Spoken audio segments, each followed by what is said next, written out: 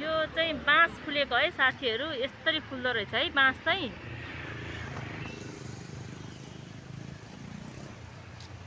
हदै फुल्दो रहेछ के यो बाँसको यो फुलभित्र चाहिँ चामलको दाना जस्तो हुन्छ अरे, जौको दाना जस्तो हुन्छ अरे होइन। मैले चाहिँ फर्स्ट टाइम देखेको, हजुरहरूले पनि पहिला देख्नु भएको थिएन है। मैले चाहिँ यो फर्स्ट टाइमै देखेको। यो बाँसको बोट हो है, यो बाँसको झाङ हो है। यसरी गएको छ। यहाँ बाजे बजे नाति देबिन, हेलो। मेरो छोरो चाहिँ आकाशबेलीको पात खाँदैछ। यस्तो छ है साथीहरू, यसरी बाँस फुलेको है।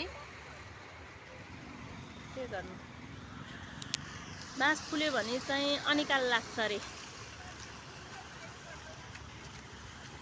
बाबु लडिएला है छोरा। यसरी फुलेछ के बाँस। ल